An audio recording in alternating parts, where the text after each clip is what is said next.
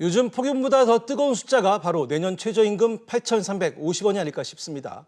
주는 사람도 받는 사람도 불만이라는데 여기에 2020년까지 최저임금 10,000원을 내걸었던 대선 공약도 사실상 물 건너가면서 문재인 대통령이 사과까지 했습니다.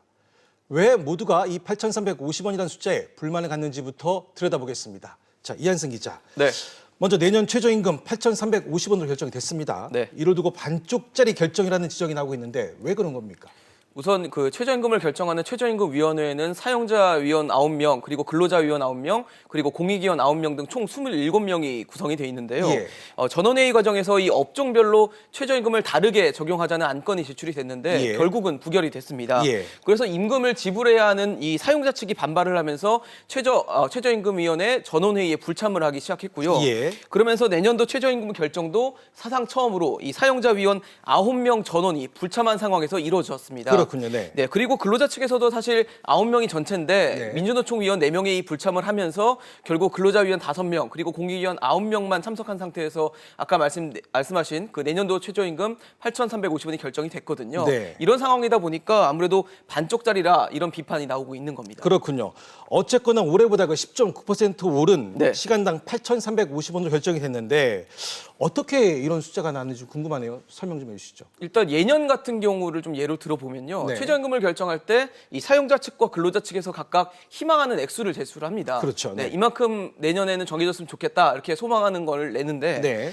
보통 최초 제시안 같은 경우는 양측이 뭐 다른 상황들 다 배제하고 좀 원하는 쪽에 포커싱을 하다 보니까 예. 액수 차이가 굉장히 크거든요. 네. 그러다 보니까 몇 차례에 걸쳐서 이 수정안을 제출을 하고 격차를 좁혀 나가는 과정을 거치게 됩니다. 예. 그래서 나중에 최종적으로 이 두 가지 안 중에서 하나를 결정하는 방식을 취해서 내년도 최저임금을 결정하는 방식인데 예. 이 마지막 전원회의에서 노동계가 올해 최저임금인 7,530원에서 15.3% 오른 8,680원을 제시를 했고요. 예. 이 경영계 같은 경우는 아까 말씀드린 것처럼 회의에 참석하지 않다 보니까 수정안을 제출하지 못했고 예. 그래서 이제 공익위원들이 8,350원이라는 또 최저임금을 제출해서 네. 표결에 붙였고 그 결과 이 8,350원이 내년도 최저임금으로 결정이 된 겁니다. 예. 올해보다 아까 말씀하신 것처럼 10.9% 인상이 된 건데 최저임금위원회는 경제적인 상황을 고려해서 인상 속도를 조절했다고 설명했습니다. 예. 최저임금은 기본적으로 결정하는 기준들이 있습니다.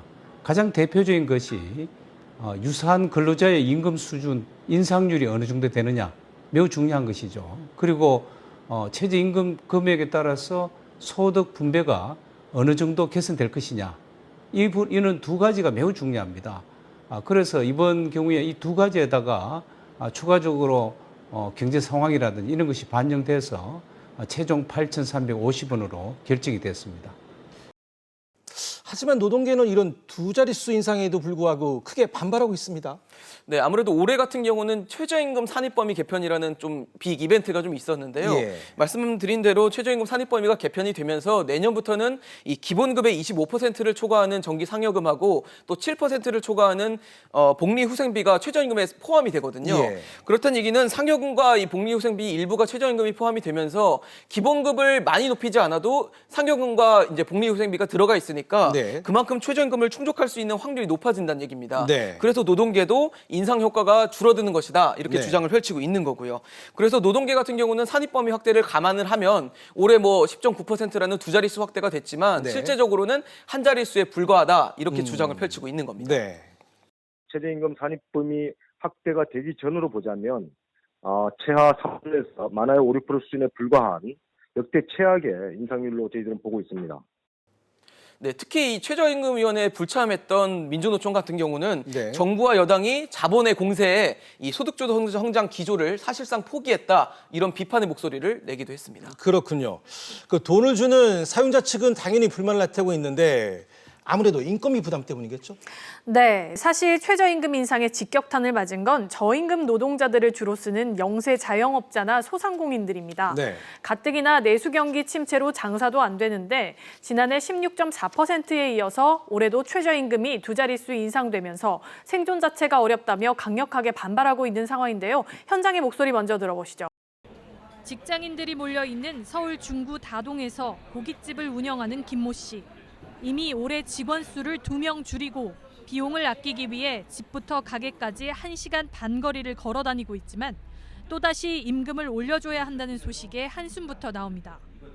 무교동 다동에서 여기가 핵심 골목이에요. 제일 잘 되는 골목인데도 불구하고 이제 못해 먹겠다 이제 소리가 나와요. 내수 경기 침체에 물가 상승까지 겹치면서 김 씨가 가져가는 수익은 매년 줄고 있습니다. 또 향후 한 10%는 오른다고 봐요. 현재 왜냐면 220이 됐으니까 220이 됐기 때문에 22만 원 정도 더 최하 오른다고 봐요. 나한테는 실질적으로 한 15%에서 20%의 수익이 줄어드는 거예요. 김 씨와 같은 골목에서 20년째 치킨과 골뱅이 무침을 팔고 있는 박주찬 씨 역시 요즘같이 직원들 월급 주기가 부담스러운 적은 처음입니다. 타격이 많죠. 그게 타격이 작년에는 보통 159만, 160만 원 이렇게만 했는데 올해는 190만 원 이상, 200만 원, 210만 원 이렇게. 이미 직원들 5명 월급으로 지난해보다 매달 200만 원씩이 더 나가는데 앞으로 최저임금이 더 오르게 되면 고용을 줄이고 자녀들과 함께 가게를 운영할 생각입니다. 알바가 더 나아요, 지금은. 지금은 종업원 생활하는 게 어디가 직장 생활하는 게 더 낫다니까요. 이들처럼 최저임금 인상으로 타격을 받는 영세 자영업자와 소상공인은 320만여 명으로 추산됩니다. 보통 한 80여 만 개, 90만 개가 폐업을 하고 있는데 금년에는 지금 한 100만 개 정도가 폐업한다는 예상치가 나와 있거든요. 준비도 없이 아니면 어떤 대비도 없이 무조건적으로 임금 인상으로 인해서 경영이 악화되고 지불 능력을 상실케 하는 부분에 그렇군요. 벌이가 아르바이트생보다 못하다는 치킨집 사장님. 그래서 무늬만 사장이란 자주 섞인 말들이 나오고 있는 겁니다. 올해 최저임금 인상으로 직원을 줄였는데 내년에 또 오르면 결국 또 줄일 수밖에 없다는 얘기인데요. 전임금 근로자들에게 임금 인상은 당연하겠지만 오히려 일자리가 줄어드는 역설적인 상황이 연출되고 있습니다. 그래서인지 편의점 업계도 이번 최저임금 인상에 대해서 크게 반발하고 있죠. 네, 편의점 업계는 최저임금 인상뿐만이 아니라 과당 경쟁으로 매년 수익성이 악화되고 있는데요. 사실상 출점 제한이 없다 보니까 매년 편의점 숫자는 10%가량 늘어나서 밀집도가 편의점 대국인 일본보다 3배나 더 높습니다. 네. 자연히 편의점 가맹본사는 수익이 늘어나고 있지만 가맹점주는 과당 경쟁에 내몰릴 수밖에 없는 상황입니다. 이런 상황에서 최저임금이 2년 연속 2자릿수로 오르자 반발하고 있는데요. 네. 가맹점주들은 최저임금 인상, 불복종 운동을 예고했다가 일단 정부의 대책을 지켜보기로 한 발 물러섰습니다. 편의점주들의 고충 들어보시죠. 우리도 법을 준수하고 싶다. 나를 살려달라. 전국 편의점 가맹점 협회가 5인 미만 사업장에 대한 최저임금 차등 적용과 가맹 수수료 인하, 근접 출점 금지 및 카드 수수료 대책을 촉구하고 나섰습니다. 그러면서 당장은 단체 행동에 나서지 않겠다고 밝혔습니다. 전국 편의점 가맹협회는 을과 을의 싸움을 절대 원치 않으며 심야 영업 중단 및 가격 할증 등의 단체 행동을 일방적으로 진행하지 않을 것이며 협회는 정부의 대책을 지켜보겠다고 말하면서 실효성이 없다고 판단되면 집단 행동을 다시 추진하겠다고 경고했습니다. 이들은 최저임금 인상으로 실질 순이익이 급감하는데 생계형 사업자와 근로자 간 협력과 신뢰관계가 무너지고 있다고 강조했습니다. 그러면서 소득 양극화가 심화될 것이라고 덧붙였습니다. 인건비와 임대료, 수수료를 제외한 편의점주들의 평균 순수익은 195만 원 남짓. 내년도 최저임금 인상분을 포함하면 130만 원까지 떨어져 아르바이트 직원보다도 적어집니다. 일부 편의점주들은 인건비 절약을 위해 하루 16시간씩 일하고 있습니다. 근데 아침 7시 밤 11시까지 뛰거든요. 주말에는 아들이 가봐야죠. 남편도 수시로 도와주죠. 지금 8시간만 뛰고 알바 다 돈다 해봐봐요. 100만 원도 못 갖고 가.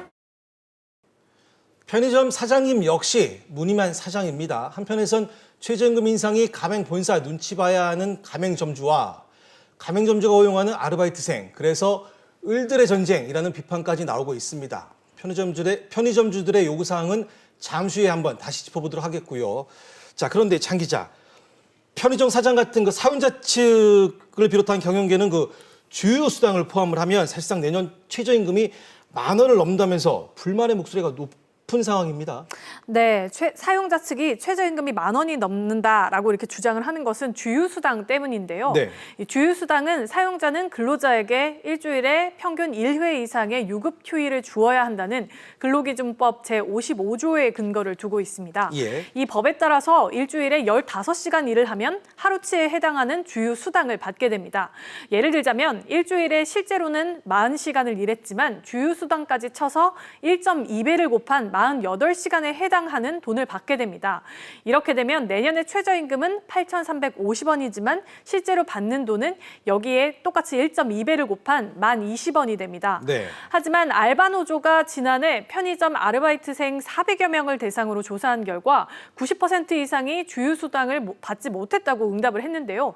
노동계는 이렇게 실제로 주지도 않는 주휴수당을 거론하는 건 최저임금 인상을 반대하기 위한 꼼수라고 비판하고 있습니다. 그렇군요. 이런 가운데 노동계는 8,350원이 적다면서 문재인 대통령의 최저임금 10,000원 공약 폐기라고 강력하게 비판을 했습니다.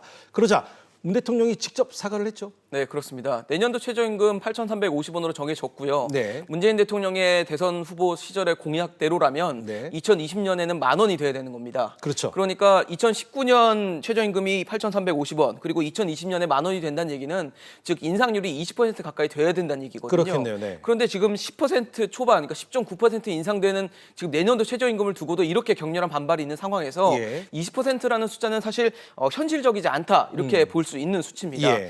사실 그 최저임금 속도 조절이라는 그 단어들은 김동연 부총리 등의 입에서 여러 차례 거론된 바 있습니다. 예. 그런데 내년도 최저임금이 8,350원으로 결정이 되면서 이제는 문재인 대통령도 이 속도 조절을 할 수밖에 없는 상황을 인정하게 된 겁니다. 최저임금위원회의 결정으로 2020년까지 최저임금 1만 원을 이룬다는 목표는 사실상 어려워졌습니다. 결과적으로 대선 공약을 지키지 못하게 된 것을 사과드립니다. 그 소득 주도 성장을 위한 그 핵심 정책 중 하나가 바로 최저임금 10,000원이었잖아요. 네, 그렇죠. 예. 그런데 상황이 이렇게 되면서 소득 주도 성장 정책에도 빨간불이 들어온 것이 아니냐라는 이런 지적들이 나오고 있습니다. 사실 말씀하신 대로 최저임금 10,000원, 뭐 상징적으로 소득주도 성장의 어떤 방책을 대변하는 정책 중에 하나입니다. 그렇죠. 하지만 상징성은 있지만 이 10,000원이 되지 않는다고 해서 소득주도 성장이 되지 않는 것도 아닙니다. 네. 사실 문 대통령도 공약 달성이 실패했다는 점에서는 이번에 인정을 하고 사과를 했지만 예. 이 최저임금 10,000원을 하지 않겠다는 얘기는 하지 않았거든요. 네. 가능한 2020년 뭐 10,000원 달성은 좀 힘들었지만 가능한 빨리 10,000원을 달성하겠다 이렇게 밝히면서 네. 목표 자체는 유효함을 발언하기도 했습니다. 예. 그 대신 문 대통령은 조건을 달았는데요. 한번 직접 들어보시겠습니다. 네.